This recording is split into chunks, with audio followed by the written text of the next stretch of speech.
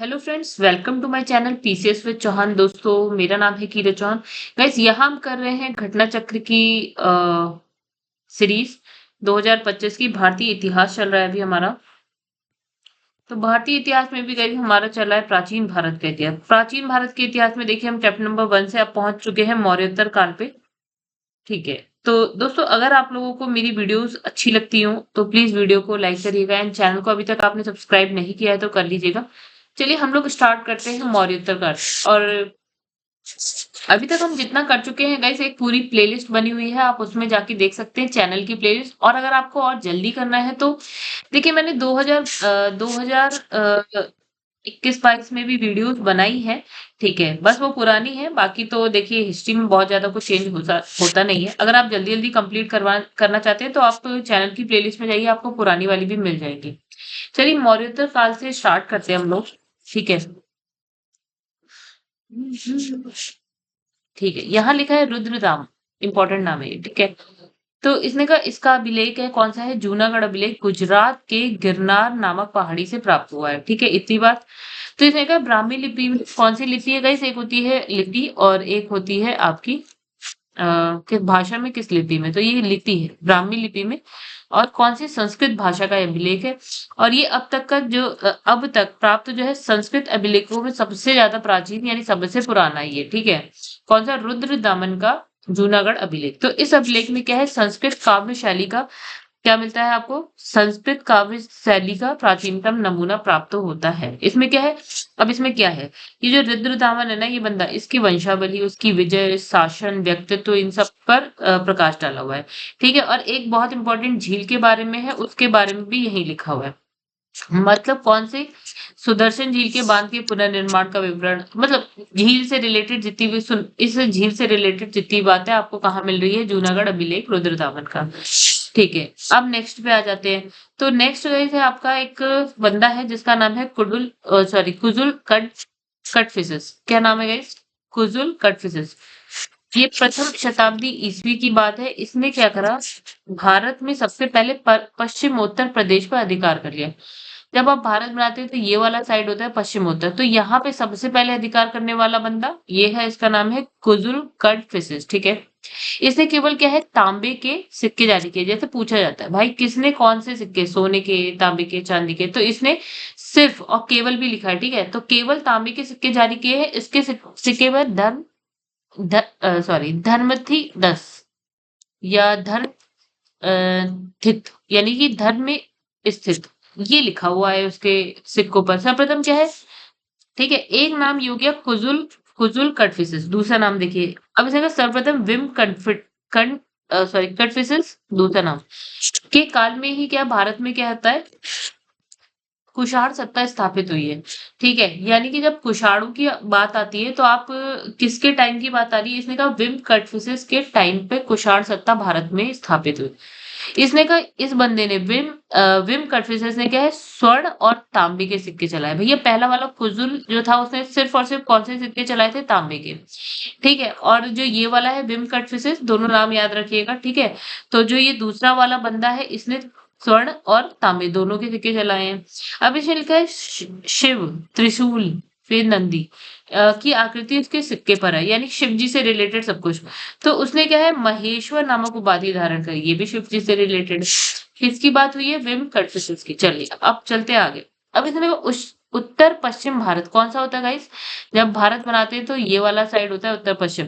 ठीक है। तो उत्तर पश्चिम पश्चिम भारत में क्या है? सर्वप्रथम स्वर्ण सिक्कों का प्रचलन इंडो ग्रीक यानी कि हिंद यवन राजाओं ने करवाया। अब क्वेश्चन क्या बना भाई? सबसे पहले जो है आपका स्वर्ण सिक्कों का प्रचलन किसने करवाया? वो भी क्या है? नॉर्थ वेस्ट में। ठीक है। तो ये करवाया है इंडो ग्रीक, याद रखिए, और साथ में हिंद यवन दोनों याद रखिएगा। ठीक है। अब इसने कहा जबकि नियमित और पूर्ण रूप से जो है सिक्कों का प्रचलन कब हो रहा है? जब कुषाण शासक आ रहे हैं तब। देखिए सबसे पहले चलाने का श्रेय तो जा रहा है इनको, इंडो ग्रीक को, लेकिन नियमित रूप से पूरी तरह से चलाने का श्रेय किसको आप दे रहे हैं? स्वर्ण सिक्कों की बात हो रही है, बहुत इंपॉर्टेंट। स्वर्ण सिक्के नियमित रूप से तमीज से चलाए गए कुषाण शासकों के द्वारा। ठीक है। अच्छा, कुषाण शासकों ने क्या है? स्वर्ण और ताम्र दोनों प्रकार के सिक्के को क्या है व्यापक पैमाने पर क्या प्रचलित किया है, यानी कुषाणों से रिलेटेड दो, स्वर्ण भी है, ताम्र भी है, तांबा है। अब देखो कुषाण शासकों में क्या है, इसने कहा विम कटफिसेस ने सबसे पहले सोने के सिक्के जारी किए, अभी हम पढ़ चुके हैं। कुषाण शासक एक है जो सबसे इंपॉर्टेंट नाम आ जाता है। देखिए सोने के सिक्के किसने जारी किए सबसे पहले इंपॉर्टेंट है, इसलिए विम कटफिसेस इंपॉर्टेंट है। कुजुल कटफिसेस भी इंपॉर्टेंट था जो ऊपर था।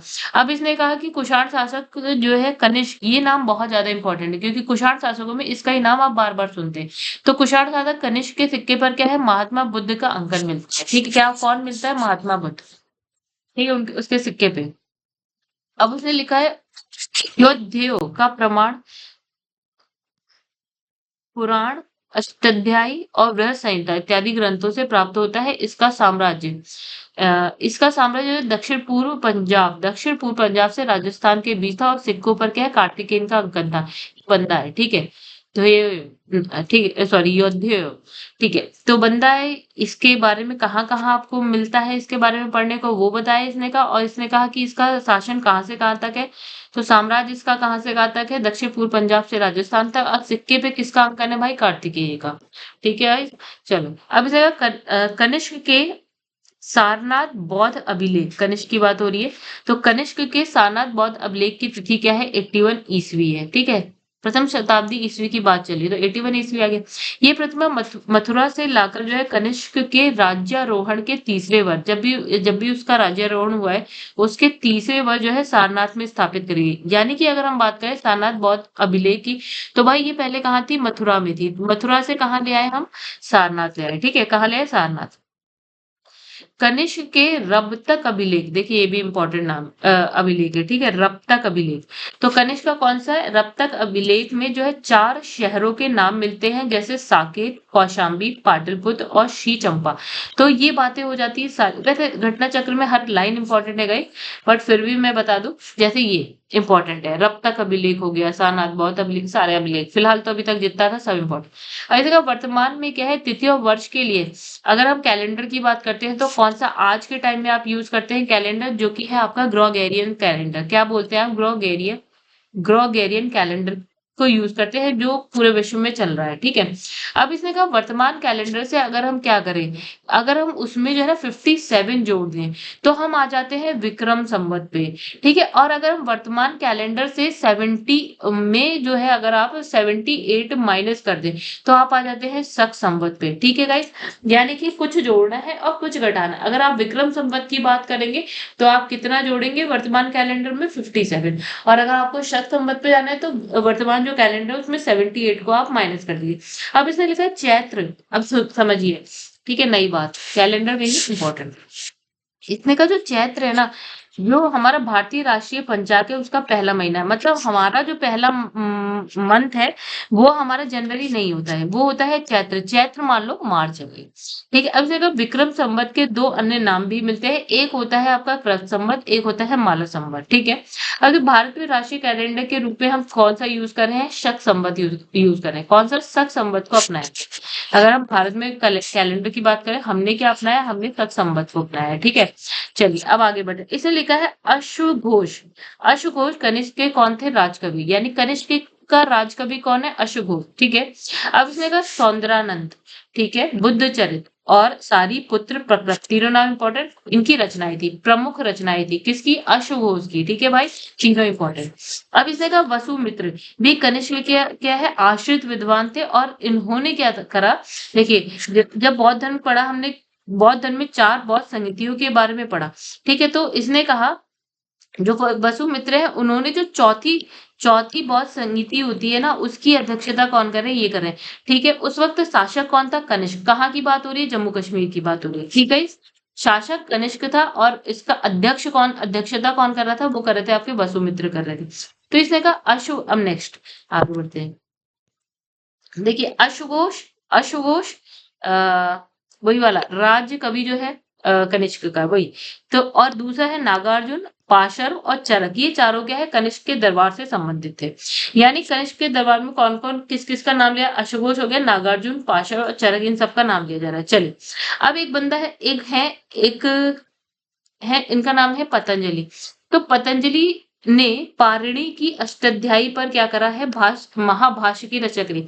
यानी कहानी समझिए इसका क्या कहना है। इसने कहा पारिणी कोई एक है, ठीक है, उन्होंने क्या, उनकी रचना क्या है, अष्टाध्याय, ठीक है। अष्टाध्याय पारणी की रचना है। पतंजलि ने क्या करा, इसी अष्टाध्याय पे क्या करा, एक महाभाष्य की रचना करी, ठीक है। अब देखा, जो पतंजलि है वो शुंग कालीन विद्वान थे, शुंग काल में होंगे वो, ठीक है। तथा उन्होंने ऐसे लोगों को क्या है, शिष्य बनाया जो बिना किसी अध्ययन के ही जो है संस्कृत बोल लेते थे। यानी कि पतंजलि के, ये नाम है, एक बंदा है, ठीक है। तो पतंजलि के शिष्य कौन थे, इन्होंने कहा कि वैसे लोग जो बिना अध्ययन के भी संस्कृत बोल ले रहे हैं, ठीक है। आगे बढ़ते हैं। अब इसने कहा जो कुषाण, हम कुषाण पढ़ रहे हैं, ठीक है, मौर्यों के बाद आए हैं। अब इसने कहा कुषाण वंश के साम्राज्य की सीमा भारतीय उपमहाद्वीप के बाहर तक फैली हुई है। यानी कि इनका साम्राज्य भारतीय उपमहाद्वीप और उससे बाहर है। इस वंश का जो सबसे महान शासक हमने पढ़ा, कनिष्क है, जिसकी सीमाएं क्या, उत्तर में चीन के तुर्फान एवं कश्मीर से लेकर दक्षिण में क्या है, विंध्य पर्वत, और पश्चिम में कहा अफगानिस्तान, और पूर्व में कहा उत्तर प्रदेश बिहार तक है। मतलब इसने क्या बोला, कहाँ तक है सीमा भाई, यहाँ चीन भी ले लो, जम्मू कश्मीर भी ले लो, यहाँ विंध्य ले लो, और यहाँ पे आप ले लो कौन सी जगह, बिहार, बिहार वाली, ठीक है। कौन सी जगह ले रहे हैं आप, बिहार, और उत्तर प्रदेश बिहार, चलो ठीक है। और यहाँ पे जो आप पश्चिम में कौन सी ले, अफगानिस्तान पहुंच गए आप, इतनी, यानी कि भारत के बाहर भी इनकी कहानी चल रही है, ठीक है। आगे बढ़ते हैं। अब यहाँ लिखा है नेक्स्ट, इसमें लिखा है पेरिप्लस, एक बुक है, एक बुक है जिसका नाम है पेरिप्लस ऑफ द एरिथ्रियन सी, ठीक है, के विवरण और में, अरिकामेडु एक जगह हो गई, और ये हो गई एक बुक, ठीक है। इसने कहा इस बुक में और ये अरिकामेडु में जो खुदाई हुई है, उससे ऐसे अनेक बंदरगाहों और व्यापारिक केंद्रों की उपस्थिति के साक्ष्य मिलते हैं, जिससे स्पष्ट होता है कि कुषाण का व्यापार पश्चिम विश्व की फारस की खाड़ी और लाल सागर के जलमार्ग से होता है। और इन सभी साक्ष्यों में क्या है, किसी में भी कुषाणों के सशस्त्र नौसेना की उपस्थिति का उल्लेख नहीं। मतलब इसने ये बोला कि ये दो चीज, एक ये बुक है और अरिकामेडु एक जगह है, ये बुक और अरिकामेडु एक जगह है, यहाँ पे खुदाई हुई, और हमें क्या पता चला है, हमें पता चला है कि भाई साहब यहाँ पे बहुत बंदरगाह थे, ठीक है, भारत में बहुत सारे बंदरगाह होंगे, ठीक है। और यहाँ से जो है हमारा व्यापार, यानी कि कनिष्क का या कुषाणों का जो व्यापार है, वो कहाँ जा रहा है, फारस की खाड़ी, ठीक है, या फिर इसने कहा लाल सागर, ये कौन सा है, जो अरब जो अरबिक देश है ना, उस साइड तक जा रहा है, ठीक है। लेकिन हाँ, इनने कहा कि इससे ये भी एक चीज पता चलती है कि भाई इनके पास देखो व्यापार तो कर रहे हैं इनके पास, लेकिन अपनी कोई नौसेना नहीं थी, ठीक है। अब इसने कहा कुषाण शासक कौन है, कनिष्क के काल में क्या होता है, कला क्षेत्र में दो स्वतंत्र शैलियां आती हैं। तो भाई ये बहुत इंपॉर्टेंट है। इसने कहा गांधार और मथुरा शैली किसके टाइम में आई हुई है, तो भाई ये कनिष्क के टाइम की है, ठीक है। और गांधार मथुरा शैली जो हम मंदिर बनाते थे उस टाइम, उत्तर भारत में अलग मंदिर, सॉरी, मूर्तियां जो बनती थी, वो उसकी बात कर रहे थे। तो कुछ शैलियों में बनती, गांधार शैली, मथुरा शैली किसके टाइम में, कनिष्क के। भारतीय और यूनानी आकृति की सम्मिश्रण शैली क्या है आपकी, इसने कहा गांधार शैली। यानी कि जो गांधार शैली उसमें भारतीय छवि भी देखने को मिलेगी आपको, यूनानी, दोनों देखने को मिलेंगी, ठीक है। तो इस कला शैली के प्रमुख जो संरक्षक थे वो कौन थे, देखिए कुषाण तो हम पढ़ ही रहे हैं, और शक भी थे, ठीक है। यानी कि उन इन इन दो राजवंशों ने क्या करा होगा, इसका संरक्षण किया होगा, बचाया होगा या आगे बढ़ाया होगा या जो भी।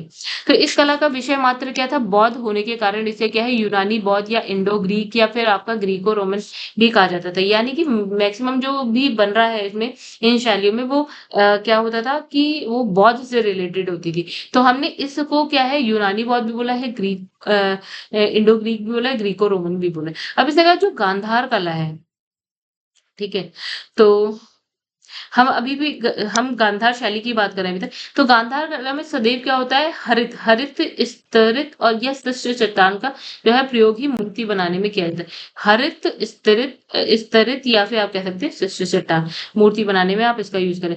अब इस जगह अफगानिस्तान के बामियान पहाड़ी है, पहाड़ी पूरी रेंज, एक रेंज है उस, मतलब अफगानिस्तान में, उसका नाम है बामियान रेंज, ठीक है, या पहाड़ी को काटकर बनाई गई जो बुद्ध प्रतिमा है, ठीक है, पहाड़ी होगी, उसको काट के बुद्ध प्रतिमा बनाई है। लेकिन क्या होता है, अफगानिस्तान में जब आता है तालिबान शासन, तो इन्होंने क्या करा, इस प्रतिमा को नष्ट कर दिया। आगे बढ़ते हैं, ठीक है, ये सारी बातें इंपॉर्टेंट है गाइस, क्वेश्चन आए हुए हैं इसके।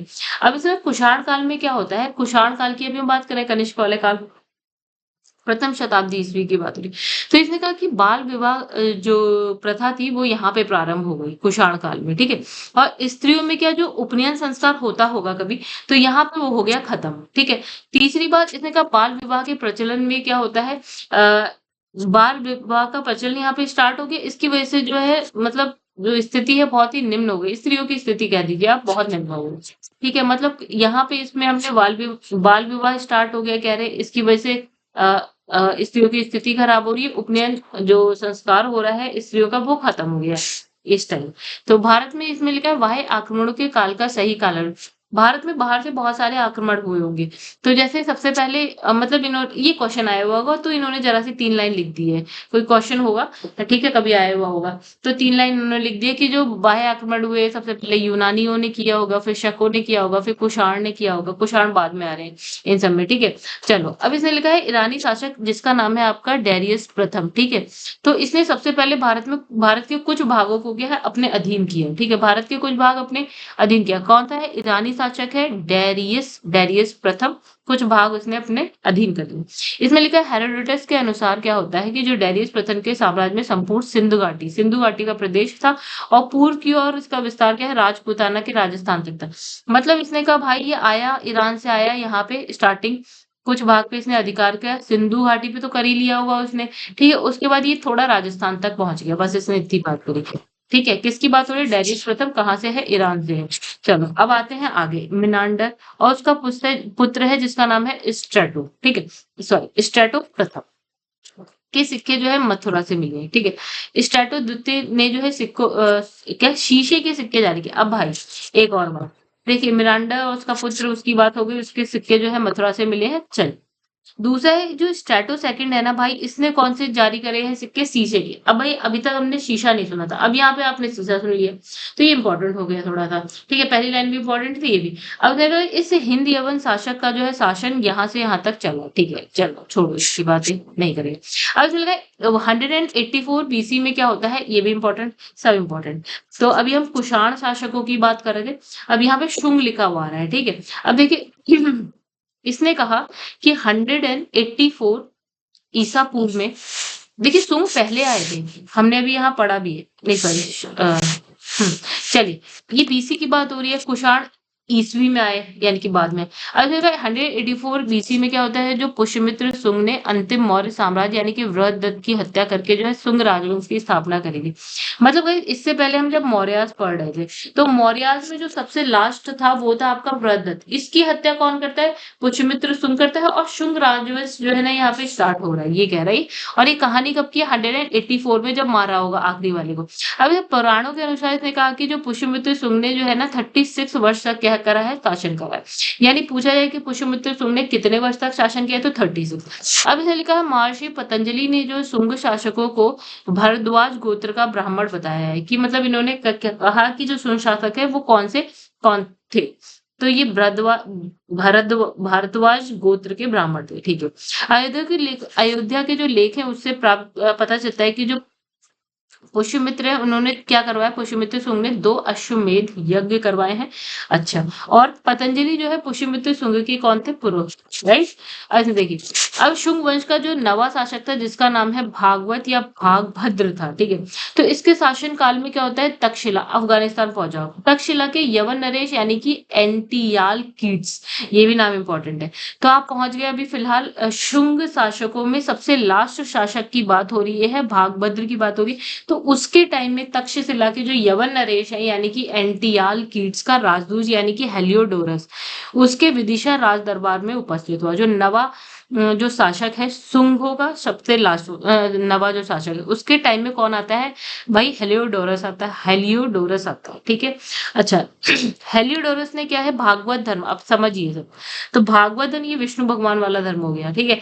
तो इसने कहा कि उनके उनके अवतारों वाला, तो हेलियोडोरस ने जो है भागवत धर्म ग्रहण किया है और विदिशा देश नगर में क्या होता है? गरुड़ स्तंभ की स्थापना कर क्या है? भागवत विष्णु की पूजा करी है, ठीक है भाई? तो ये बहुत इंपॉर्टेंट है, क्वेश्चन भी आया हुआ है, ठीक है? शुंग वंश का जो अंतिम राजा है जिसका नाम है देवभूति या देवभूमि, आप कुछ भी कह लीजिए, ठीक है? अपने अमात्य यानी कि वासुदेव के षड्यंत्र के द्वारा ये मारे गए। भाई बात हो रही है जो मौर्यास में जो सबसे लास्ट वाले को मारा है पुष्यमित्र शुंग, उसके बाद शुंगों में सबसे लास्ट वाले को जिसका नाम है देवभूति या भूमि, ठीक है। इनका जो अमात्य था वासुदेव, इन्होंने मरवा दिया भाई। तो वासुदेव ने जिस राजवंश की नींव डाली है वो कौन सा है आपका कण्वायन या कर्ण वंश, ठीक है। चलो, अब इसने कहा मौर्यों के बाद दक्षिण भारत में सबसे प्रभावशाली जो राज है सातवाहनों का है, यानी कि मौर्य बहुत प्रभावशाली थे, उसके बाद और दक्षिण भारत तक भी आ रहे थे, ठीक है। उसके बाद दक्षिण भारत में जो सबसे प्रभावशाली रहे वो है सातवाहन। पुराणों में इसमें इसका जो संस्थापक है ना सातवाहनों का, उनका नाम क्या बताया पुराणों में? या तो सिंधुक, सिमुक, सिप्रक, ये तीनों याद रखिएगा, ठीक है। जिसने जो है कर्ण वंश के जो राजा हैं यानी कि सुशर्मा का वध करके अपना शासन क्या करा है, स्थापित किया है। यानी कि जो ये वाला था कर्ण वंश, इसका सबसे लास्ट वाला जो भी बंदा रहा होगा, इसको मारने का काम किसने किया है? सिंधुक, सिमुक या सिप्रक, इन एक ही नाम है, ये एक ही बंदा है। तो इन्होंने सबसे आखिरी वाले को मार के सातवाहनों का जो शासन है वो स्टार्ट करा। अब इसमें लिखा है मत्स्य पुराण में क्या होता है, आंध्र सातवाहन राजाओं की सबसे लंबी सूची प्राप्त है। मतलब जो राजा है कौन कौन कौन कौन, तो सबसे लंबी सूची कहाँ पे आपको देखने को मिलेगी? मत्स्य पुराण में मिलेगी।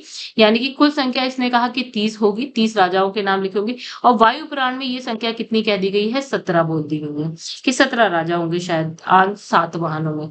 तो इसने कहा सातवाहनों की जो वास्तविक राजधानी है वो प्रतिष्ठान या पैठन है, इंपॉर्टेंट है, याद रखिएगा।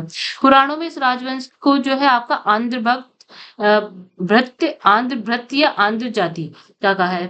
इनकी आरंभिक राजधानी थी अमरावती, ठीक है। अब इसने कहा कि पुराणों के अनुसार क्या होता है, कृष्ण का पुत्र और उत्तराधिकारी कौन है आपका? सातकर्णी प्रथम। क्या है? सातकर्णी प्रथम सातवाहन वंश का सातकर्णी उपाधि धारण करने वाला पहला राजा था। इसके शासन के बारे में हमें नागनिका के नानाघाट अभिलेख से महत्वपूर्ण जानकारी मिलती है। तो भैया अब हम सातवाहनों की बात करें, तो भाई कृष्ण का पुत्र और उनका उत्तराधिकारी कौन? भाई नाम है इनका ये सातकर्णी प्रथम, ठीक है। सातकर्णी की उपाधि धारण करने वाला पहला बंदा यही था इनमें, ठीक है। और इसके बारे में आपको जानकारी कहाँ मिल रही है? तो नागनिका के नानाघाट अभिलेख में, ठीक है। अब देखा सातवाहन शासक, यानी अब देखो यहाँ पे ना जो सातवाहन शासक है उनका देखिए क्या, पहले माँ का नाम आ रहा है सब में और फिर बेटे का नाम आ रहा है, ऐसे करके। जैसे देखिए अब यहाँ पे क्या लिखा, सातवाहन शासक यानी गोमती पुत्र, गोमती इनकी माँ का नाम हुआ, तो गोमती के पुत्र है आपका सतकर्णी। तो गोमती पुत्र सतकर्णी ने कहा कि इनके इनके विच्छिन्न होते यह चतुर्वर्ण मतलब 4 वर्ण वाली जो व्यवस्था है को फिर से स्थापित किया, और क्या है वर्ण संकर यानी कि वर्णों और जातियों के सम्मिश्रण को रोका, ठीक है। इसी कारण इसे जो है आपका वर्ण व्यवस्था का रक्षक आ गया। मतलब देखिएगा इस क्या हो रहा है, वर्ण वर्ण यानी कि जो 4 वर्ण होते हैं, यानी कि ब्राह्मण क्षत्रिय वैश्य शूद्र वाला है, तो इन्होंने कहा इसको फिर से स्थापित करने का काम कौन कर रहा है? भाई गोमती पुत्र सतकर्णी। और इन्होंने कहा जो ये वर्ण संकर यानी कि जो वर्णों और जातियों का सम्मिश्रण हो रहा है ना, इसको इनने रोकने की कोशिश करी है। तो इन्हें क्या बोला? वर्ण व्यवस्था का रक्षक बोला गया, ठीक है। अब ये गोमती पुत्र सतकर्णी को उनकी जो माँ है यानी कि गोमती बलश्री के नासिक अभिलेख में अद्वितीय ब्राह्मण यह आगम निलय, अद्वितीय ब्राह्मण मतलब एका ब्राह्मण, आगम निलय का मतलब वेदों का आश्रयदाता, या फिर इसमें लिखा है क्षत्रिय दर्प मान मर्दन, अर्थात क्षत्रियों के दर्प का मर्दन करने वाला कहा गया है, ठीक है। इनको किनको ये सब कहा गया? गोमती पुत्र सतकर्णी। अब देखो ये तो हो गई गोमती पुत्र सतकर्णी की कहानी। अब पिछले पुत्र की देखो, एक है आपका वशिष्ठी पुत्र पुलवामी, ठीक है, को जो है दक्षिणा पथेश्वर कहा गया। अब दूसरा नाम, पहला नाम तो ये पढ़ लिया आपने, दूसरा नाम आप ये पढ़ रहे हैं जो है वशिष्ठी पुत्र पुलवामी, ठीक है। दक्षिणा पथेश्वर कहा गया। 2 पतवारों वाले जहाज का चित्र उनके कुछ सिक्कों पर मिलता है। 2 पतवार नाव जैसी होंगी, तो ऐसा उनके सिक्कों पर ऐसा कुछ मिलता है। तो इस वंश का जो अंतिम जो शक्तिशाली राजा था वो था आपका यज्ञश्री सतकर्णी। कौन? यज्ञश्री सतकर्णी। चलो आगे बढ़ो। अब से कलिंग के चेदी वंश का संस्थापक, कलिंग पहुंचे दक्षिण में, तो वहां पे एक चेदी वंश है, ठीक है। उसका संस्थापक महामेघवाहन था, ठीक है। कलिंग का चेदी वंशीय शासक यानी कि खारवेल, देखिए ये नाम इंपॉर्टेंट है, बहुत बार सुना होगा। प्राचीन भारतीय इतिहास के महानतम सम्राटों में से एक है, ठीक है। अब लिखा है उड़ीसा प्रांत के भुवनेश्वर, उड़ीसा प्रांत के भुवनेश्वर से लगभग 7 किलोमीटर की दूरी पर स्थित क्या है? उदयगिरी पहाड़ी की हाथी गुफा से क्या है? उसका एक बिना तिथि का अभिलेख, मतलब जिसमें कोई डेट नहीं लिखी, ऐसा मिला है कुछ, ठीक है। उड़ीसा के भुवनेश्वर से क्या उदयगिरी पहाड़ी की हाथी गुफा से अभिलेख मिला है। अब इसमें क्या है, खारवेल के बचपन, उनकी शिक्षा, राज अभिषेक, राजा होने के बाद के 13 वर्ष तक के शासनकाल की घटना लिखी हुई है कि मतलब इनकी कहानी लिखी है, ऐसे ऐसे ऐसे ऐसे ऐसे चला है कहानी, ठीक है। ये लिखी कहाँ लिखी है भैया, इंपॉर्टेंट क्वेश्चन आया हुआ क्वेश्चन, उदयगिरी पहाड़ी की हाथी गुफा, ठीक है। कहाँ पे, उड़ीसा भुवनेश्वर, ठीक है। कहानी किसकी चल रही है, खारवेल, चेदी वंश का है भाई, ठीक है। अब इसने कहा कि ये अभिलेख जो है खारवेल का इतिहास जानने का एकमात्र है अभिलेख है, स्रोत है। इस अभिलेख से पता चलता है कि जो खारवेल ने ना दक्षिण के 3 राज्य यानी कि चोल, चेर, पांड्य को हराया, ठीक है। कलिंग में चलिए कहानी, कलिंग का बंदा, ठीक है। और इसने किस किस को दक्षिण में हरा दिया, चोल, चेर, पांड्य को हराया। अब पांड्य शासकों से क्या होता है, उसके गदे पांड्य, उसने क्या करा, जो पांड्य शासक थे ना, जब उन्हें हराया तो उन्होंने जो वहां के जो शासक थे उनसे क्या है, गदे से हल चलवाए। इसका जो है जैन धर्म के प्रति भारी झुकाव था, किसका, खारवेल। अब उसने कहा पूर्वी रोमन शासक यानी कि जस्टिनियन को सर्वाधिक प्रसिद्धि उनके न्याय संबंधी सुधारों से मिली। कोई क्वेश्चन आया हुआ होगा कि भैया ऐसा कौन बंदा है कि जिसको सबसे ज्यादा जो प्रसिद्धि मिली है वो न्याय संबंधी सुधारों से मिली है, ठीक है। जस्टिनियन जो है रोमन कानून के संपूर्ण संशोधन के लिए क्या उत्तरदायी है, ये क्वेश्चन आया, आगे भी पढ़ लेंगे। चलिए क्वेश्चन आंसर कर लेते हैं। निम्नलिखित में से किस हिंद यवन शासक ने एक शीशे के, देखिए मैंने कहा था शीशे के सिक्के इंपॉर्टेंट है, तो वो था आपका स्ट्रेटो द्वितीय, ठीक है। आगे इतनी सी बात इंपॉर्टेंट थी। निम्नलिखित शासकों में से किसके सिक्कों पर जो है आपका संकर्षण सॉरी एवं वासुदेव दोनों अंकित है, तो कौन है, इसमें लिखा है अगाथोक्लीज, ठीक है।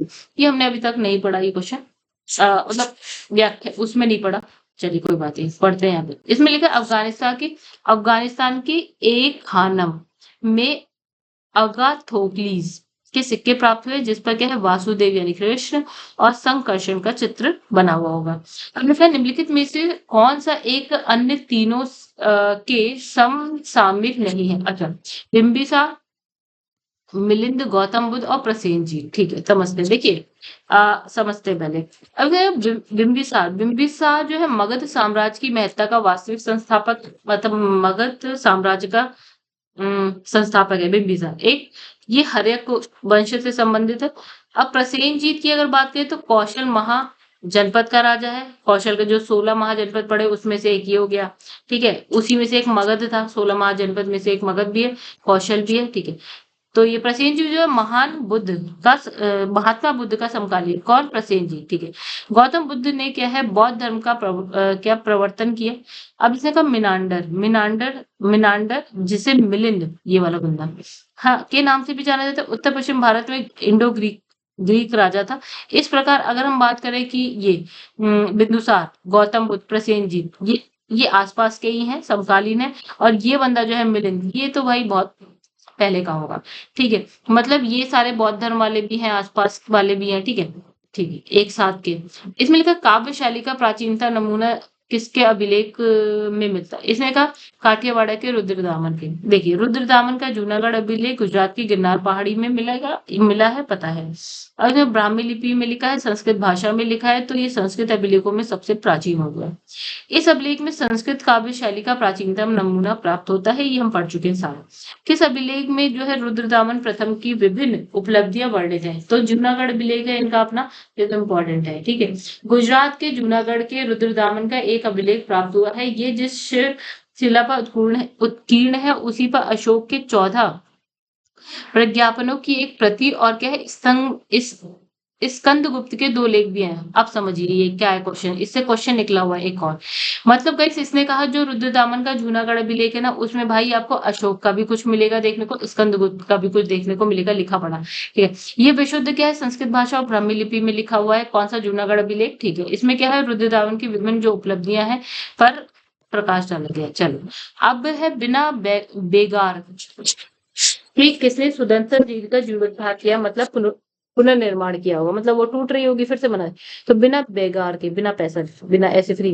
तो इसने कहा जूनागढ़ अभिलेख से पता चलता है कि देखिए सुदर्शन झील के बारे में भी आपको यहीं से पता चलेगा कि सुदर्शन झील की जो मरम्मत है बिना बेगार लिए ही करवाई गई, जो कि मौर्य वंश के शासक यानी कि चंद्रगुप्त मौर्य के आदेश पर पुष्यगुप्त वैश्य द्वारा कराई गई। तो बंदे का नाम पुष्यगुप्त वैश्य हो गया। ठीक है। अब देखिए, द्वितीय शताब्दी के आसपास रचित संस्कृत के शिलालेख के अनुसार सुदर्शन झील एक क्या है, कृत्रिम जलाशय। कृत्रिम का मतलब है जो अपने आप से ना बना हो, जैसे बनवाया हो किसी ने, की मरम्मत किसने की? तो भाई यहाँ है रुद्रदामन नाम। रुद्रदामन प्रथम जूनागढ़ जिले गुजरात के गिरनार पहाड़ी से मिला है, ब्राह्मी लिपि में संस्कृत भाषा का है। और ठीक है, कुछ भी इसमें नए नहीं, सभी लेख पे क्या है, जूनागढ़ सॉरी सुदर्शन झील के बाढ़ के पुनर्निर्माण की सूचना मिलती है। ठीक है, बार बार वही चीज आ रही है। इसमें लिखा है कार्डमक्षत्रपो ने निम्नलिखित में से किस धातु के अति दुर्लभ सिक्के जो है प्रचलित करे? ठीक है, तो ये आंसर हो गया तांबो। ठीक है, इसमें लिखा है कार्डमक वंशीय शासकों की मुद्राओं को दो बड़े वर्गों में विभाजित किया गया है। पहला वर्ग जो वर्ग है उसके अंतर्गत है उन रजत मुद्राओं को रखा गया है जो शहरात वंशीय रजत मुद्राओं की निरंतरता का आभास करते हैं। द्वितीय वर्ग के अंतर्गत, ये इंपॉर्टेंट सा नहीं लग रहा मुझे। ठीक है, अपने यूपीपीसीएस के लिए तो नहीं है, ये बीईओ का क्वेश्चन, यूपी बीईओ प्री का क्वेश्चन है। ठीक है, तो थोड़ा सा अलग, अगर आप चाहो तो इसे स्किप कर सकते हैं आगे बढ़ते। देखिए यहाँ पे लिखा है सूची 1 सूची 2। ठीक है, जैसे इसमें लिखा है आप, अब हम किसे तो रुद्रदामन शक शासक, इसमें लिखा है विम कटफिसेस कुषाण शासक था। फिर है डिमेट्रियस हिंदी यूनानी शासक। ये है गोंडो फनीस पहला शासक था। ठीक है, अगर प्राचीन काल के भारत पर आक्रमणों के संबंध में निम्नलिखित में से कौन सही, मतलब कौन पहले आया होगा आक्रमण करने भारत पे, फिर कौन बाद में आया होगा? तो सबसे लास्ट में देखिए कौन आए थे, यूनान आए, सॉरी कुषाण आए थे। ठीक है, पहला तो ये हो गया। और फिर क्या होता है, यूनानी पहले इन सब में, और शक बाद में, और कुषाण सबसे बाद में। अब लिखा है उत्तरी और उत्तर पश्चिम भारत में सर्वाधिक संख्या में तांबे के सिक्के को जारी करने वाला बंदा, तो सबसे ज्यादा संख्या में तो ये करे कुषाण। देखिए उत्तर पश्चिम भारत में जो है स्वर्ण सिक्कों का प्रचलन जो है आपका इंडो ग्रीक या हिंद यवन राजाओं ने किया, लेकिन नियमित और पूर्ण रूप से किसने करा है? सोने के सिक्के की बात हो रही, बट क्वेश्चन में तांबे का। तो यहाँ पे अभी फिलहाल सोने के सिक्के की बात हो रही, तो इसे नियमित रूप से किसने करवाया? तो वो कुषाणों ने कराया। तो कुषाण शासकों ने क्या है, स्वर्ण तो कराया, साथ में तांबे, दोनों के सिक्के जो है, सिक्कों को जो है व्यापक पैमाने पर प्रचलित किया, यानी कि सोने तो करे हैं और तांबे के भी करे, दोनों करे। तो इसके द्वारा जो तांबे के जो निर्मित सिक्के हैं वो उत्तर पश्चिम भारत में सबसे ज्यादा संख्या में चलाए गए कुषाणों के द्वारा। क्वेश्चन याद रखिएगा, इंपॉर्टेंट है, सिक्के तो वैसे भी इंपॉर्टेंट है। इसमें लिखा प्राचीन भारत में निम्न में से किस एक ने जो है नियमित रूप से सोने के सिक्के चलाए? क्वेश्चन रिपीट, आप आंसर दे सकते हैं। बुद्ध का किसके सिक्कों पर अंकन हुआ है, मतलब कौन है जिनके सिक्कों पर आपको बुद्ध, तो देखिए कनिष्क जो शासक है उनके सिक्कों पर बुद्ध का अंकन मिला। निम्नलिखित में से किस शासक को सर्वप्रथम सोने के सिक्के जारी करने का श्रेय मिला? देखिए सबसे पहले जो है किसने करा है, विम कटफिसेस ने किया, और सबसे ज्यादा जो मात्रा में नियमित रूप से कुषाणों ने ही करवाया।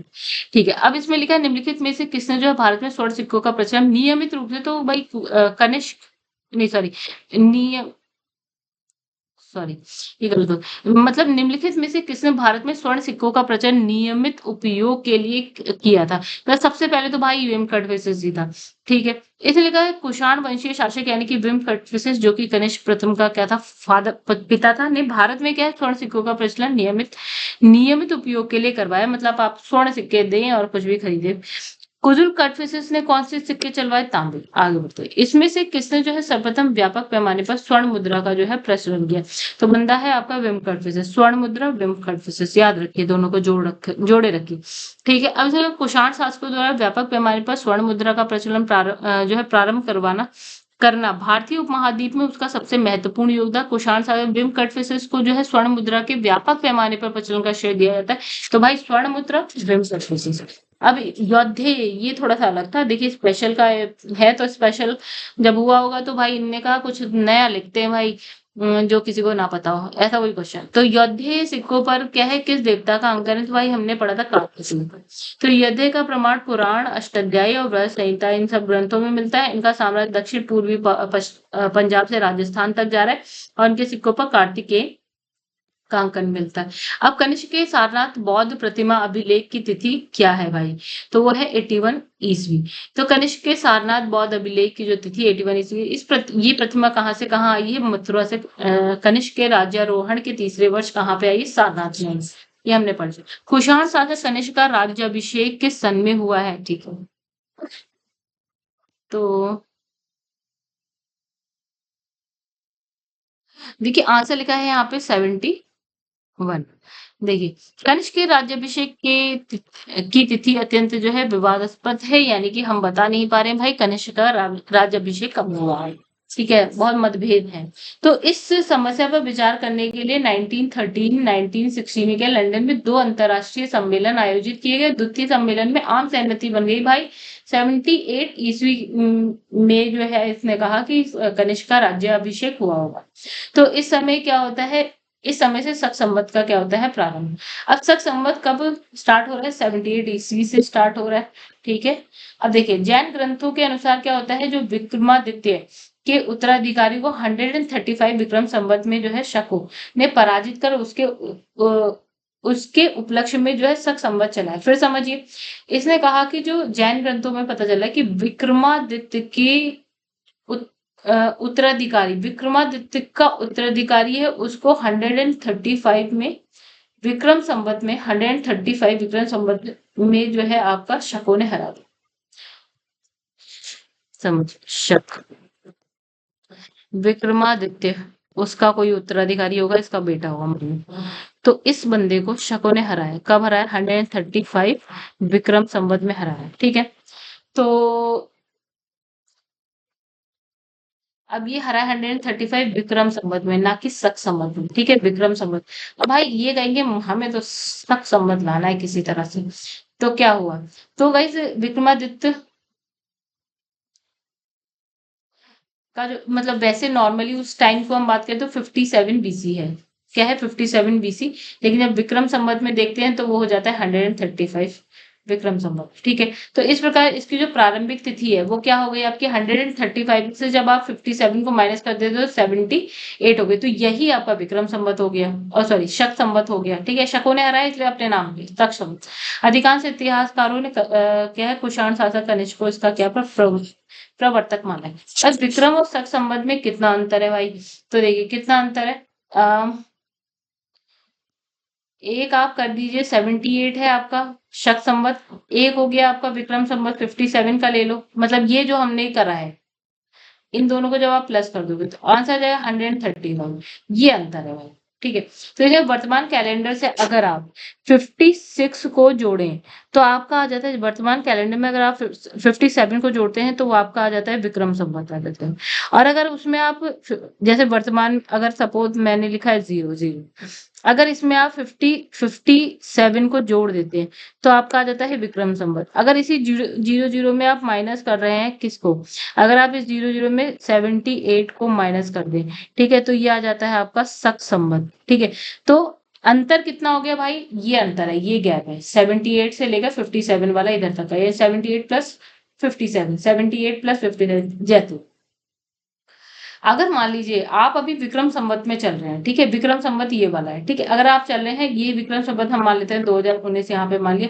तो अगर आप इस 2019 में आप समझिए, फिर से समझिए, तो आपकी कोई डेट है, अभी आप 2025 में चल रहे हैं। ठीक है, आपको बताना है कि भैया सच अभी हम अगर इसे 2025 जो भी हमारे ग्रेगोरियन कैलेंडर में 2025 चल रहा है, इसे सख्त संबंध में हम कैसे लिखेंगे? तो आप इसमें आप ऐड कर दीजिए कितना, 57 ऐड कर देंगे तो जो भी आएगा 7 3 2 तो 5 और 3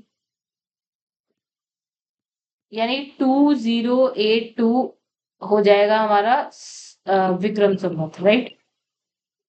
और अगर आप इसी 2025 में माइनस कर देते हैं, 2025 में अगर आप माइनस कर दे 2025 में अगर आप माइनस कर दे 78, तो जो भी आएगा क्या आएगा, 5 6 7 8, यानी कि 7 1 से 6 1, सॉरी 1 से 6 4 हो गया आपका, 9 हो गया, 1 हो गया। तो ये कुछ आ गया आपका 1947। तो ये गाइस आ जाएगा आपका सक्स। ठीक है, यानी कि आप या तो 2025 लिखो, या आप लिखो 2082 विक्रम संवत लिखो, या 1947 शक संवत लिखो, एक ही बात है। ठीक है, अतः विक्रम संवत और शक संवत में अंतर कितना है भाई? अंतर कितना है? बस वही अंतर है, यही अंतर है। 57 और 78 को प्लस कर देंगे 135। और इस शक संवत पर क्या है आधारित राष्ट्रीय पंजाब कैलेंडर का एक चैत्र ग्रेगोरियन कैलेंडर पर आधारित 365 दिन के सामान्य वर्ष की निम्नलिखित तिथि में से किस एक के तदनुरूप है? यानी इसने कहा जो फर्स्ट चैत है, चैत्र से हमारा जो है नया साल स्टार्ट होता है, तो वो कौन सी डेट है भाई? तो वो डेट ये है गाइस, 21 मार्च कह लो या फिर आप सॉरी 22 मार्च कह लो या 21 मार्च कह लो। अब कैसे 22 और 21 कैसे होता है भाई? देखो, अगर एक चैत्र आपका है या तो आपने 22 मार्च कह दिया, ठीक है, इस वक्त जो फेब्रुवरी होगा वो आपका 28 दिन का होगा। सपोज एक लीप ईयर आता है जिसमें फेब्रुवरी आपका 29 डेज का हो जाता है, ठीक है, यानी फेब्रुवरी ने एक दिन तो ले लिया, तो यहाँ से 22 में से एक माइनस कर दो तो हमारा 21 मार्च को हमारा नया जो है साल स्टार्ट हो जाएगा। अब इसका विक्रम संवत जो है कब से प्रारंभ होता है? विक्रम संवत भाई कब से प्रारंभ होता है? 57। अब इसने लिखा है विक्रम संवत के दो अन्य नाम भी हैं, एक हो गया कृत संवत, एक हो गया मालव संवत। जैन साहित्य में महावीर के निर्माण यानी कि जब वो मरते हैं वो और विक्रम संवत के बीच जो है आपका 470 वर्ष का अंतर। यह महावीर की निर्माण तिथि इसमें लिखी है आपकी 527 बीसी और इसमें विक्रम संवत के प्रारंभ की तिथि है 527 बीसी ये, और इसमें से अगर आप इसे माइनस कर देते हो 470 तो आपके पास आ जाता है 57 विक्रम संवत। ठीक है, आपने निम्नलिखित में से कौन सा वर्ष दिसंबर 2009 में शक संवत का वर्ष होगा? यानी कि देखिए 2009 चल रहा है, हमें शक संवत पे लाना, तो हमने क्या कहा? हमने कहा भाई शक संवत लाना है तो आपको माइनस करना पड़ेगा 78, तो जो भी आएगा वो आपका शक संवत या 1931।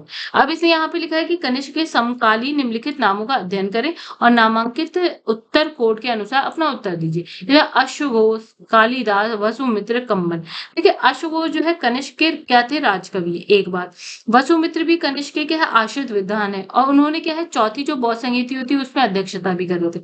फिर मिलेगा कालिदास जो है ना गुप्त काल में हुए, जबकि अगर हम बात करें कंबन की तो कनिष्क के समकालीन नहीं थे, यानी कंबन तो नहीं थे, कालिदास गुप्तास में आ रहे हैं, तो ये दो बंदे हो गए फर्स्ट और सेकंड वाले हुए। अश्वघोष क्या है किसका जो है समकालीन है? अभी हमने पढ़ा कनिष्क का। निम्नलिखित में से कौन है कनिष्क के दरबार से संबंधित नहीं है? देखिए अश्वघोष का नाम हमने अभी पढ़ा, चरक का नाम हमने पढ़ा, ठीक है, और नागार्जुन है जो पतंजलि वो इनके दरबार से संबंधित नहीं थे। पतंजलि ने जो है ना पारणी एक बंदा है उनकी अष्टाध्याय है, उस पे क्या लिखा है? महाभाष्य लिखा है। तो महर्षि जो पतंजलि है वो पुष्यमित्र शुंग के पुरोहित है। पुष्यमित्र शुंग, शुंगों की स्थापना जो कर रहा है पुष्यमित्र सब उनके पुरोहित है पतंजलि। ये तो बात की कहानी है कनिष्कों वाली। देखिए निम्नलिखित में से कौन कनिष्क प्रथम के दरबार में नहीं गया? अश्वघोष, वसुमित्र, पाशर या विशाखदत्त? बहुत सिंपल सा है, विशाखदत्त। अब निम्नलिखित नगरों में से किसका उल्लेख जो है कनिष्क के रब्तक अभिलेख में नहीं है? तो रब्तक अभिलेख में किसका उल्लेख नहीं है ये बोलना। तो देखिए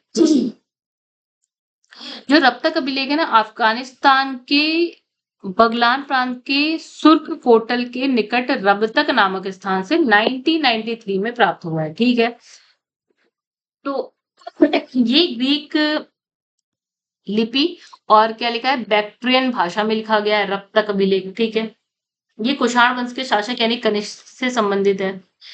इसमें 4 शहरों के नाम है साकेत, कौशाम्बी, पाटलिपुत्र, श्रीजंपा। तो चंपा तो है ही, पाटलिपुत्र है, कौशाम्बी है, तो श्रावस्ती नहीं है। ठीक है, चलो आगे बढ़ो। अब इसमें से किस आयुर्वेदाचार्य ने तक्षशिला विश्वविद्यालय में शिक्षा प्राप्त की? अच्छा चलिए, तक्षशिला पाकिस्तान के पंजाब प्रांत के रावलपिंडी जिले में स्थित तक्षशिला प्राचीन समय में क्या है?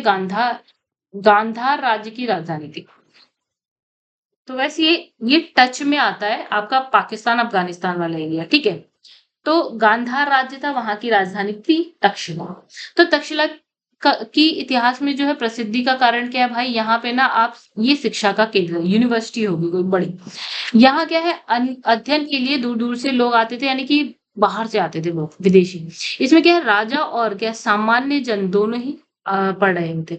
तो कौशल के जो राजा है यानी कि प्रसेनजीत, बिंबिसार का जो राजा है यानी कि जीवक, और चाणक्य आदि ने यहीं से शिक्षा प्राप्त करी है। तो भाई जीवक ने ली है, चरक ने ले ली है, यानी सी और डी, दो दो आंसर हो गए।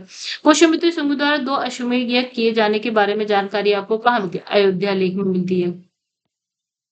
तो पुष्यमित्र से अंतिम मौर्य जो शासक है यानी कि वृद्धत का सेनापति था और 184 में भाई उसने अपने वृद्धत को मार के एक नया राजवंश की स्थापना करी है, शुंग वंश की। अयोध्या लेख से ज्ञात होता है कि इस बंदे ने 2 अश्वमेध यज्ञ यज्ञ करवाए हैं। शुंगों के जो पूर्वज हैं मूलतः किस स्थान से हैं भाई? तो वो उज्जैन से। देखो शुंगों के जो पूर्वज हैं मूलतः उज्जैन, उज्जैन कहाँ भाई? एमपी में। तो शुंग वंश का प्रथम जो स्वतंत्र शासक है वो हो गया आपका पुष्यमित्र शुंग, सब जान गए अब तक। धनदेव के अयोध्या अभिलेख से उसके द्वारा 2 अश्वमेध यज्ञ के बारे में जानने को मिलता है। ये 4 बार आ गई अश्वमेध यज्ञ की बात, तो भाई इंपॉर्टेंट है, याद करें। तो शुंग वंश के बाद किस वंश ने भारत पर राज्य किया? तो आ जाओ आपका कन्या वंश, हमने पढ़ा था। शुंग वंश में सबसे लास्ट राजा है आपका देवहूति, तो उसका अमात्य था वासुदेव। इनने किसी तरह षड्यंत्र करके उसको मरवा दिया। और कौन से नए वंश की नींव डाली? कर्ण वंश की, कर्ण वंश की। तो शुंगों के समान ये भी क्या है आपका? ब्राह्मण वंश। निम्नलिखित में से कौन सा शासक वर्ण व्यवस्था का रक्षक? तो अभी हमने पढ़ा था क्या है? गोमती पुत्र सतकर्णी। ये पूरा का पूरा सेम है, आप इसे पढ़ सकते हैं, हम पढ़ चुके। मौर्य के बाद दक्षिण भारत में सबसे प्रभावशाली राज्य था, कौन था भाई? तो वो था आपका सातवाहन, ये भी हमने पढ़ा है।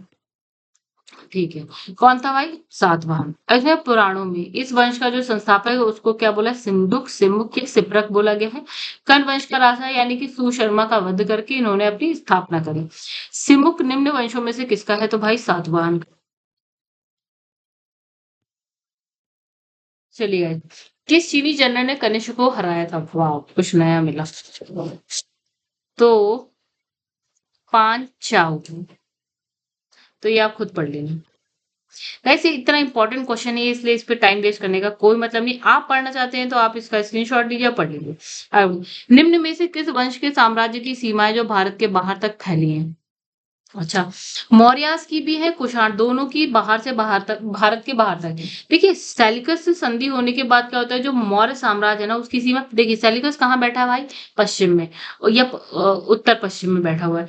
तो वहां से संधि हो गई मौर्यास की, तो मौर्य साम्राज्य की सीमा पश्चिम में अफगानिस्तान तक चली गई। अच्छा, काबुल अफगानिस्तान में, फिर इसमें लिखा है कंधार, ये भी अफगानिस्तान में। तो ये जो है मौर्य साम्राज्य का भाग हो गया। कुषाण वंश के जो शासक है, साम्राज्य की सीमा क्या है? भारतीय उपमहाद्वीप से बाहर है, ये हम पढ़ चुके हैं। ठीक है, अभी आपने चैप्टर में पढ़ा। बाल विवाह की प्रथा कब आरंभ हुई? तो भाई कुषाण काल में हो रही है। ठीक है, तो बाल विवाह यहाँ पे आरंभ हो रहा है, स्त्रियों का उपनयन संस्कार बंद हो गया। जो है बाल विवाह की वजह से जो है होता है कि समाज में उनकी जो स्थिति अत्यंत गिर गई है। और इस युग में क्या होता है? विवाह की आयु और कम करके 8 वर्ष से लेकर 10 वर्ष कर दी गई है। मतलब अगर एक कन्या को विवाह करना है तो वो 8 से अगर 10 साल की है तो कर लो भाई। ठीक है, अब 8 से 10 साल का बच्चा है, 3rd क्लास में होता है, 4th 5th क्लास में होता है।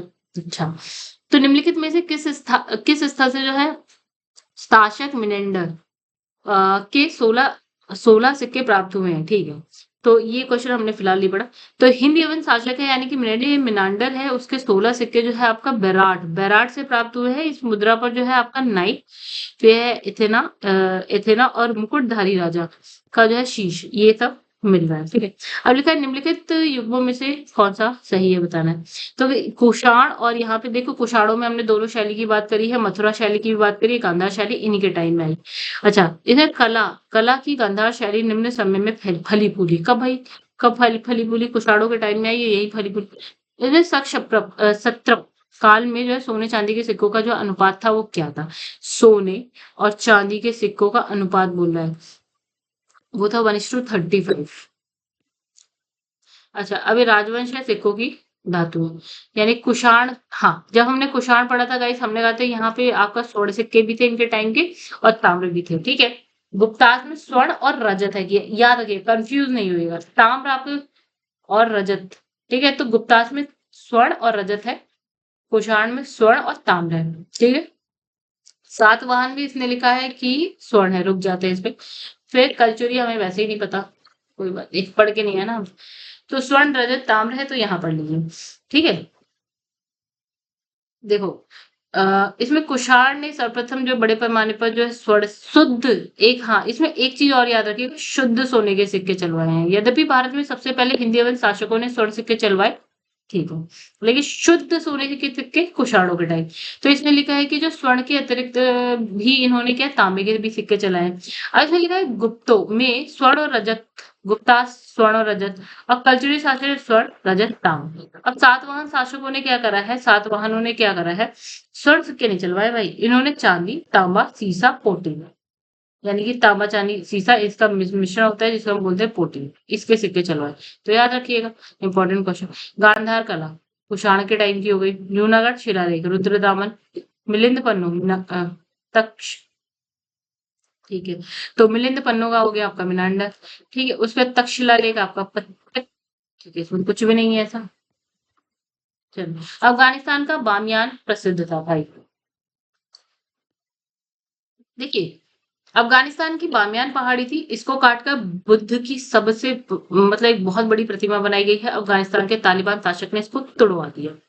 जो कला शैली भारतीय और यूनानी यानी ग्रीक आकृति का सम्मिश्रण है, उसे हम बोलते हैं गांधार शैली, ठीक है, हो गई। तो इस शैली में का जो प्रमुख जो इसके संरक्षक थे कौन कौन है, शक भी है, कुषाण भी है। तो इसका जो विषय है मेन वो है बुद्ध से रिलेटेड, इसलिए इसको हमने यूनानी बौद्ध भी बोल दिया, इंडो ग्रीक भी बोल दिया, और ग्रीको रोमन भी बोला है। गांधार कला शैली का संश्लेषण है, क्या है भाई, भारतीय, इंडो भी है, यूनानी भी है, ठीक है। अब निम्नलिखित में से किस मूर्ति कला में सदैव हरित स्तरित चट्टान का प्रयोग, तो भाई का हो रहा है, प्रयोग हो रहा है, तो गांधार मूर्ति कला में हो रहा है, ये पढ़ चुके हैं, ठीक है। तो गांधार कला में सबसे पहले सबसे सदैव क्या है, हरित स्तरित या शिष्ट चट्टान का प्रयोग हो रहा है, मूर्तियां बनाने के लिए किया जा रहा है। यद्यपि मथुरा कला में भी क्या है, इसी के अनुसरण पर शिष्ट चट्टान का यूज हो रहा है, ठीक है, मथुरा में भी हो रहा है, इसमें दोनों में हो रहा है। अच्छा, प्राचीन काल में काल के भारत पर आक्रमण के संबंध में निम्नलिखित में से कौन सा एक सही, कौन पहले है कौन बाद में, तो हमने कहा कुषाण बाद में है, ये क्वेश्चन रिपीट हो रहा है, ठीक है। चलो, इसमें पहला ईरानी शासक जिसने भारत के कुछ भाग को अपने अधीन किया, पहला ईरानी शासक हमने डेरियस प्रथम, ठीक है। अब देखिए, ये पढ़िए थोड़ा सा। अब देखिए, ईरानी शासक यानी कि डेरियस प्रथम या इसी का नाम है दारा प्रथम भी, गाइस याद रखिएगा, दोनों नाम ने सबसे पहले भारत के कुछ भाग पे क्या करा, अधिकार। इसी का हेरोडोटस के अनुसार क्या होता है, जो ये बंदा है डेरियस प्रथम, उसके साम्राज्य में संपूर्ण सिंधु घाटी आ जाती है, और क्या पूर्व की ओर अगर हम चलते चले जाए तो राजपूताना राजस्थान तक हम पहुंच जाओगे, इतना इसके साम्राज्य में था। पेरिपोलिस, ये है बेहस्तून, नक्श ए रुस्तम के शिलालेखों के अनुसार जो है पंजाब और सिंध के कुछ भाग भी इसके साम्राज्य में आ रहे हैं, ऐसा कुछ। अब निम्न राजवंशों में से सबसे पुराना कौन सा है, चालुक्य, राष्ट्र, पल्लव और सातवाहन। देखिए, ये है सातवाहन, ये वाले बात के तीनों, देखिए, ठीक है। इस वंश के संस्थापक कौन हो गए आपके, सातवाहनों के हैं सिमुख के समय क्या होता है, कुछ स्रोतों के अनुसार लगभग जो है द्वितीय शताब्दी ईसा पूर्व मानी, बेकार की बात। कुछ स्रोतों में जो है कर्ण वंश के अंतिम शासक यानी सुशर्मा के समकालीन माना गया है, मतलब फिलहाल इन सब में कौन है, सातवाहन। अगर आंध्र सातवाहन राजाओं की सबसे लंबी सूची किस पुराण में मिलती है, तो हमने कौन सा पुराण बोला भाई, हमने कहा मत्स्य पुराण में कितने मिलती है, 30 राजाओं के नाम, लेकिन वहीं पे वायु पुराण में 17 राजाओं की बात होगी। फिर इसमें सातवाहनों की राजधानी अवस्थित थी भाई, कहाँ थी, तो सबसे पहले अमरावती, ठीक है, ये सेम है बिल्कुल। वास्तविक राजधानी है प्रतिष्ठानी पैठन, लेकिन जो सबसे पहले थी आरंभिक राजधानी थी वो अमरावती। अब लिखा है निम्नलिखित में से कौन सा स्थान सातवाहनों की राजधानी था, ठीक है, तो प्रतिष्ठान है फिलहाल, देखिए प्रतिष्ठान पैठन। अच्छा, निम्नलिखित शासकों में से किसके लिए जो है एका ब्राह्मण कहा गया, किसको, तो गौमतीपुत्र सतकर्णी, क्या बोला, एका ब्राह्मण, इसका मतलब अद्वितीय ब्राह्मण।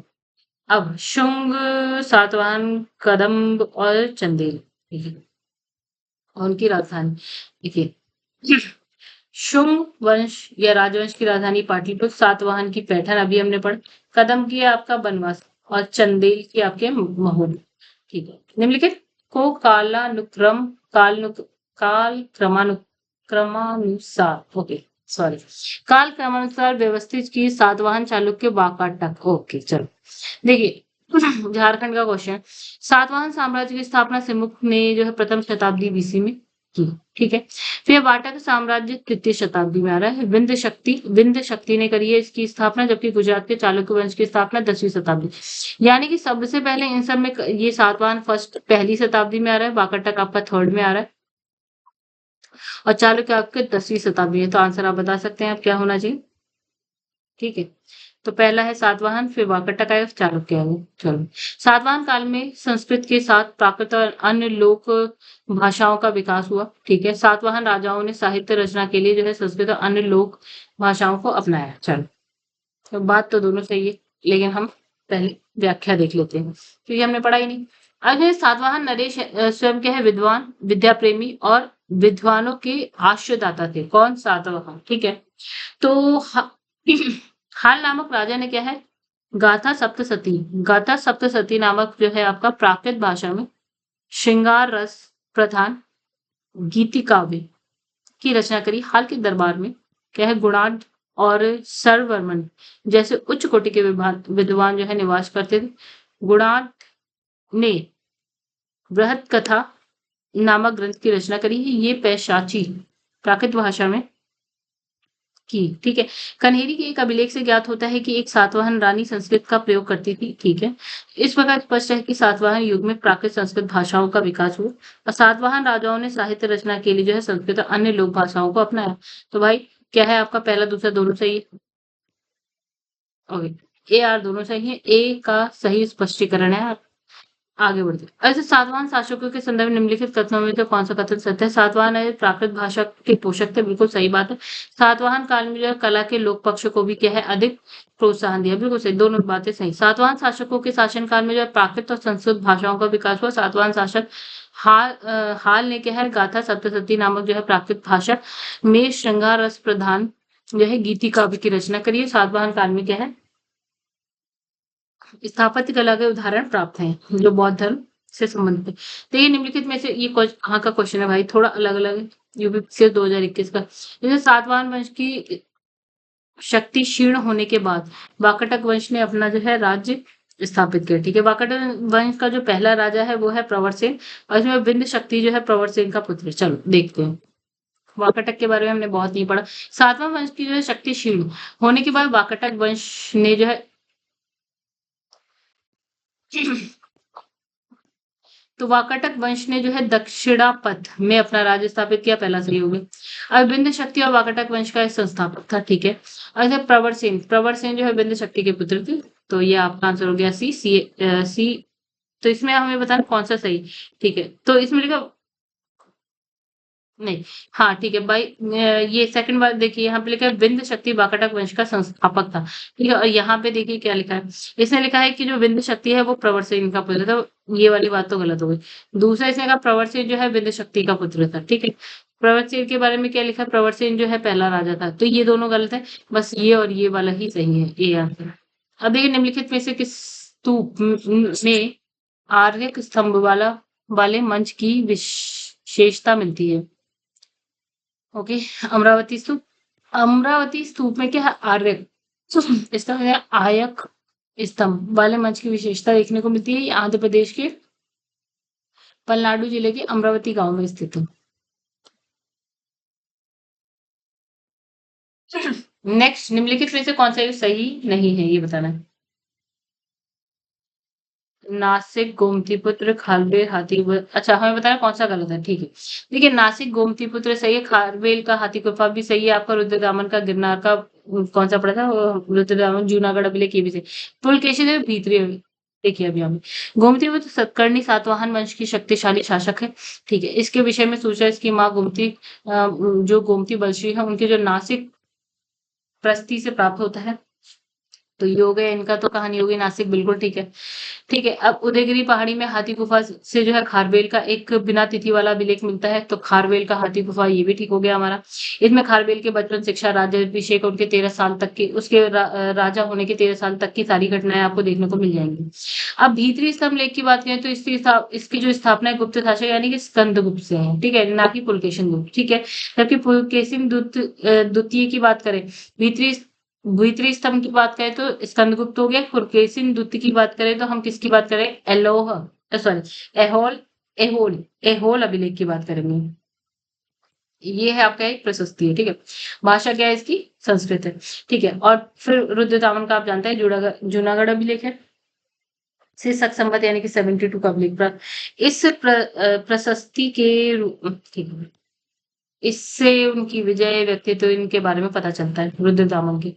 अब है निम्नलिखित में से किस वंश के शासकों को पुराण में श्री पर्वतीय कहा गया है? ओके। तो किस वंश के शासकों को? इक्ष्वाकु। इक्ष्वाकु वंश के शासकों को पुराणों में श्री पर्वतीय यानी कि श्री पर्वत का शासक या भ्रत यानी कि आंध्रों का नौरक कहा गया है। पहले वे सातवाहनों के सामंत थे। कौन? इक्ष्वाकु वंश के जो शासक हैं वो सातवाहनों के क्या थे? आपके सामंत थे। लेकिन जब इनका पतन होता है सातवाहनों की, तो उन्होंने अपनी स्वतंत्रता घोषित कर दी। किन्होंने? इक्ष्वाकु वंश ने अपनी स्वतंत्रता घोषित कर दी और अपना ही तो इस वंश की का मतलब अपना वंश लाए होंगे और इसका जो संस्थापक है वो कौन है? श्री शांतनु। कुषाण जो है फारस की खाड़ी और लाल सागर से होकर व्यापार करते थे, सही बात है। उनकी सुसंगठित नौसेना उच्च कोटि की तो नौसेना नहीं थी, ठीक है।